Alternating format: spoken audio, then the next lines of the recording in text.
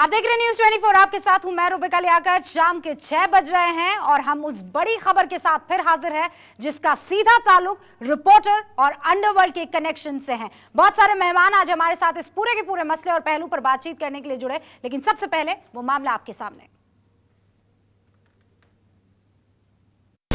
एक रिपोर्टर ने की डॉन के लिए मुखबिरी, दूसरे रिपोर्टर का डॉन ने कराया मर्डर। देश की सबसे सनसनीखेज साजिश, रिपोर्टर्स का डॉन कनेक्शन। जी हां, हम लेकर हाजिर हुए हैं ये बहुत बड़ी खबर। आज इस पर बहुत गहरा डिस्कशन होने वाला है। अजीत अंजुम हमारे साथ यहां पर बने हुए हैं। अजीत जी के साथ साथ बहुत सारे और हमारे खास मेहमान हैं जिनसे हम बातचीत करेंगे, लेकिन वाकई एक बहुत बड़ी खबर अजीत जी। हम चाहेंगे दर्शकों को कि पहले एक बार दिखाएं तस्वीर, क्या कुछ हुआ मुंबई में, कैसे जिग्ना बोरा नाम की एक जर्नलिस्ट पकड़ी गई। इल्जाम है अंडरवर्ल्ड से रिश्तों का, इल्जाम है जे.डे की हत्याकांड में शामिल होने का, साजिश रचने के पूरे खेल में शामिल होने का।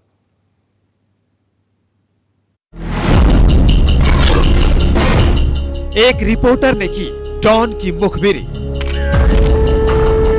दूसरे रिपोर्टर का डॉन ने कराया मर्डर। एक रिपोर्टर ने डॉन के साथ रची साजिश, दूसरे रिपोर्टर की गई जान। देश की सबसे सनसनीखेज साजिश, एक महिला रिपोर्टर पर लगे संगीन आरोप, डॉन के इशारे पर काम करने के आरोप। इस रिपोर्टर को किया मुंबई पुलिस ने गिरफ्तार। मुंबई से छपने वाले अंग्रेजी अखबार एशियन एज की रिपोर्टर जिग्ना बोरा पर लगा ये इल्जाम अगर सच है तो देश ही नहीं दुनिया की पहली घटना होगी जब किसी रिपोर्टर पर दूसरे रिपोर्टर की हत्या की साजिश में शामिल होने का इल्जाम लगा है। मुंबई की नामचीन क्राइम रिपोर्टर और एशियन एज की डिप्टी ब्यूरो चीफ जिग्ना बोरा पर इल्जाम है कि उसने मिड डे के सीनियर जर्नलिस्ट जे.डे के बारे में अंडरवर्ल्ड डॉन छोटा राजन को जरूरी सूचनाएं मुहैया कराई और फिर जे.डे का दिन दहाड़े मर्डर हो गया। कहा जा रहा है कि जिग्ना बोरा और जे.डे के बीच प्रोफेशनल राइवलरी थी। दोनों एक दूसरे को नापसंद करते थे, लेकिन कोई सोच नहीं सकता कि ये प्रोफेशनल राइवलरी इतनी बढ़ जाएगी कि जिग्ना डॉन के लिए मुखबिरी करने लगेगी और जे.डे के खिलाफ उसे भड़काने का काम करने लगेगी। मैंने कहा, शुरू से ही कहा, इसके बारे में कोई भी चीज कहना प्रीमैच्योर होगा। जाहिर है कि कहीं ना कहीं कुछ प्राइमा फेसी इनका इन्वॉल्वमेंट के बारे में हमें मिला हुआ है, इसलिए कदम उठाना पड़ा, नहीं तो सहसा हम नहीं करते हैं ऐसे। मुंबई पुलिस की माने तो जिग्ना बोरा ने जे.डे के मोटरसाइकिल का नंबर, उसका पता और उसकी फोटो डॉन छोटा राजन को मुहैया कराई थी। छोटा राजन ने इसी का इस्तेमाल करते हुए 11 जून 2011 को जे.डे की हत्या करवा दी। पुलिस का दावा है कि जिग्ना और छोटा राजन के बीच हुई बातचीत के ऐसे सबूत हैं जिसके आधार पर जिग्ना का बचना मुश्किल है। जे.डे की हत्या के बाद जब सभी अखबार इसके लिए छोटा राजन को जिम्मेदार ठहरा रहे थे, तब जिग्ना अपनी खबरों में इस हत्याकांड के लिए दाऊद गैंग का हाथ बता रही थी।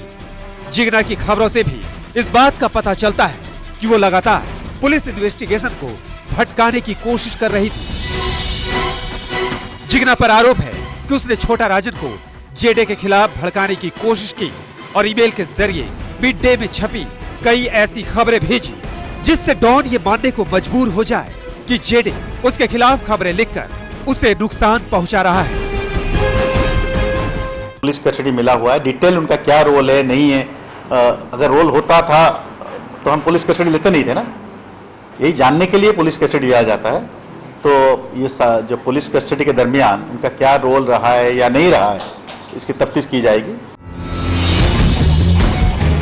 सबसे हैरानी की बात यह है कि जे.डे और जिग्ना बोरा दोनों ही छोटा राजन के करीबी माने जाते हैं। सूत्रों की माने तो छोटा राजन के गुड बुक से जे.डे का नाम काटने के लिए ही जिग्ना ने डॉन को भड़काने का काम किया। हालांकि जे.डे की हत्या करवाने के बाद छोटा राजन ने माना कि उससे चूक हुई और उसने गलतफहमी में इस पत्रकार की हत्या की सुपारी दे दी। मुंबई पुलिस को फोन सर्विलांस के जरिए जिग्ना और डॉन के बीच हुई बातचीत का पता चला। फिर कड़ियां जोड़ते हुए पुलिस जिग्ना तक पहुंच गई। जिग्ना अब पुलिस रिमांड पर है। संकेत पाठक के साथ प्रवीण मिश्रा, मुंबई न्यूज 24।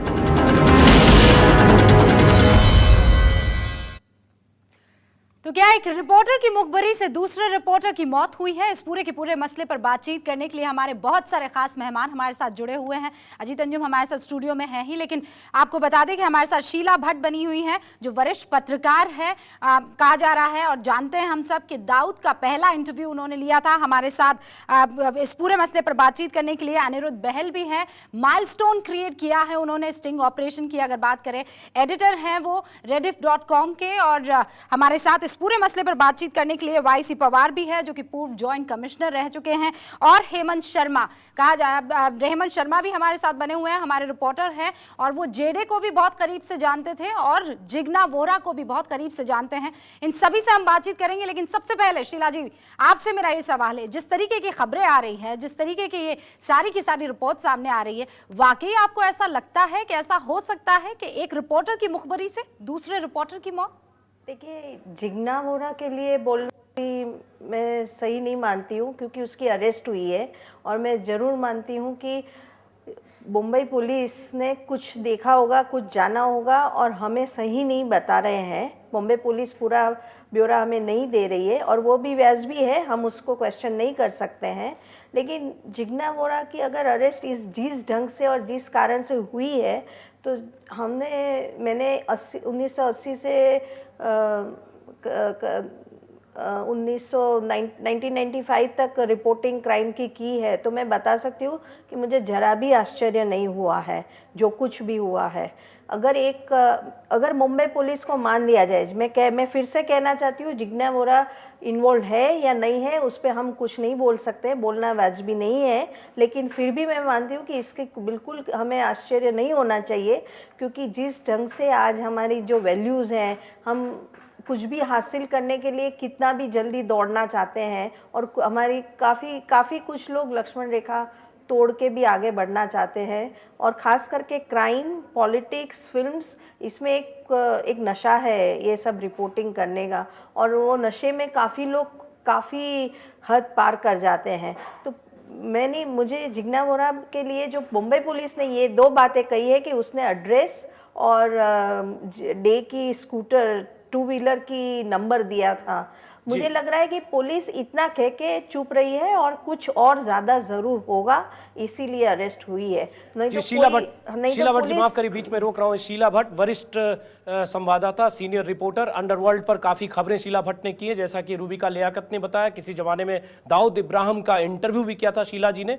उन्हें गहरी जानकारी है। एक बहुत बड़ी बात शीला जी आपने कहा कि जो कुछ हुआ उसमें चौंकाने वाली बात नहीं है, इस पर हम बात करेंगे, लेकिन एक बार अनिरुद्ध बहल से जानना चाहेंगे। अनिरुद्ध, जो खबरें आ रही है बहुत चौंकाने वाली है। चौंकाने वाली ये कि एक रिपोर्टर की मुखबिरी से दूसरे रिपोर्टर का कत्ल होना। दोनों रिपोर्टर के बारे में कहा जा रहा है छोटा राजन से उनके रिश्ते थे, जान पहचान थी। जान पहचान तक तो ठीक है, क्योंकि खबरों के लिए आपको अंडरवर्ल्ड के लोगों से भी हो सकता है रिश्ता बनाना हो, और उनसे खबरें निकालने के लिए उनके करीब जाने की मजबूरी भी हो सकती है, कई बार पेशेगत मजबूरी हो सकती है। लेकिन क्या यह माना जाए कि जिस ढंग से रिपोर्टर्स अंडरवर्ल्ड के डॉन से बात करते हैं, क्या वो बातचीत, वो रिश्ता इतना अंतरंग भी हो जाता है कि कोई रिपोर्टर मुखबिर बन सकता है और वो मुखबिरी करके किसी अपने साथी के कत्ल की साजिश में शामिल हो सकता है? क्या ये लाइन ब्लर हो गई है क्या पेशे की और मुखबिरी की? अनिरुद्ध, देखिए, ये पॉसिबल तो है, थ्योरेटिकली क्यों नहीं पॉसिबल है, एकदम पॉसिबल है। कोई हमारे यहाँ देश में कोई लॉ तो है नहीं कि अगर कोई इंटेलिजेंस एजेंसी, जैसे मान लीजिए IB लॉ, कोई देश के नागरिक को भी अपना एजेंट बना सकती है। US, यूरोप में ऐसा नहीं है, वो और लोग अपने शायद देश के नागरिक को नहीं बना सकते हैं, यूज़ नहीं कर सकते हैं एसेट के रूप में, लेकिन यहाँ पे यूज़ कर सकते हैं। तो पत्रकार को भी ऐसे यूज़ कर सकते हैं, या क्या पता करते हों।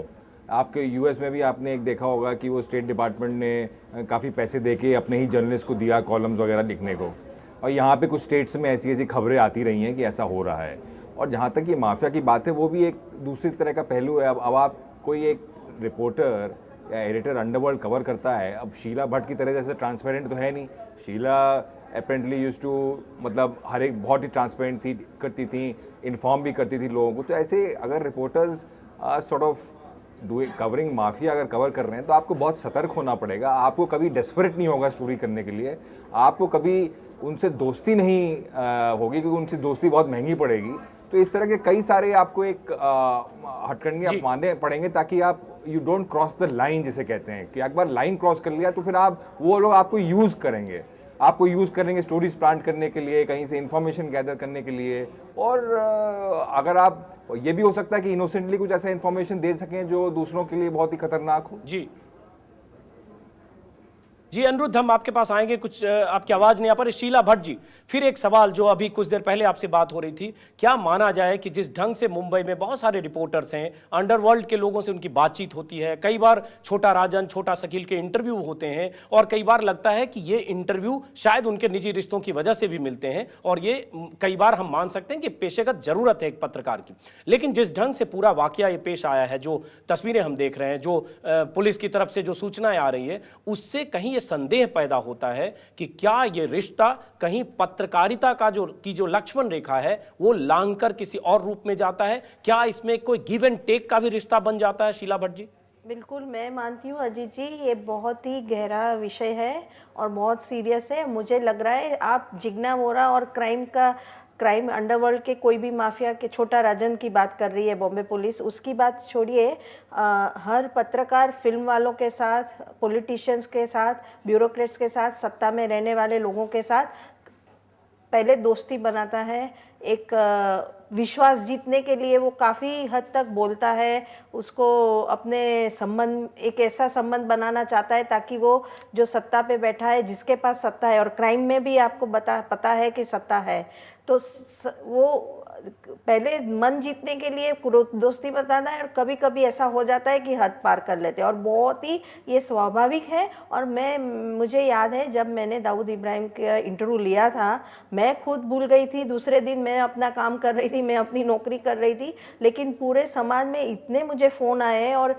लोग खुद प्रभावित थे मुझसे। जैसे मुझे शर्म आई ये बात पे कि इतने सारे बिजनेसमैन, इवन पुलिसमैन और कस्टम के अधिकारी सब मुझे फ़ोन कर रहे थे जैसे मैंने कोई बड़ा तीर मारा है। ये एक बहुत ही शर्म की बात है कि समाज में जो, अगर आज आप अमिताभ बच्चन को जानते हैं या सचिन तेंदुलकर के घर खाना खाते हैं, या ये अंडरवर्ल्ड या पुलिस या पॉलिटिशियन या मिनिस्टर को जानते हैं, तो आपका भाव बढ़ जाता है। ये शर्म की बात है। ये शीला जी, ये जो आप बात कर रही हैं ये सही है, गंभीर मसला है, लेकिन फिर बात वहीं आती है कि जिस ढंग से मुंबई में हुआ, जिस ढंग से ये पूरा वाकया हुआ, और जो पुलिस के पास जो सबूत हैं, उससे कहीं न कहीं ये लग रहा है कि कहीं या तो जिग्ना वोरा का अंडरवर्ल्ड ने, छोटा राजन ने एक मोहरे के तौर पर इस्तेमाल किया, या फिर प्रोफेशनल राइवलरी क्या इतनी खराब हो गई थी कि उसको एलिमिनेट कराने में पत्रकार शामिल हुआ। हम इस पर बात करेंगे, हालांकि इन्वेस्टिगेशन का मुद्दा है, जब तक पुलिस जांच नहीं करेगी तब तक ये पता चलना मुश्किल है, क्योंकि इसके पहले भी पुलिस की जांच से कई बार कई चीजें नहीं निकली है।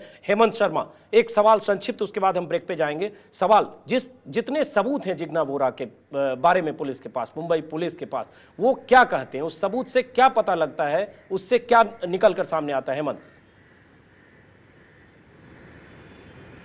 देखिए जी, जो सबूत हैं मुंबई पुलिस के पास, जिन सबूत की इनकी बात कर रही है वो, उससे ये चीज़ बात आ रही है कि कहीं न कहीं जिग्ना वोरा ने जे.डे के बारे में ये छोटा राजन को कहा था कि वो आपके खिलाफ लिख रहे हैं। अब बाकी बाइक का नंबर दिया है, नहीं दिया है, बाकी डिटेल दी नहीं दी है, इस बारे में पुलिस भी अभी तक कोई भी बात कहने से साफ तौर पर बच रही है। तो ये लेकिन तय है कि ये निश्चित तौर पर इनकी तरफ से कहा गया है, जिग्ना वोरा की तरफ से कहा गया था कि जे.डे जो है वो मिड डे में आपके खिलाफ लिखते हैं।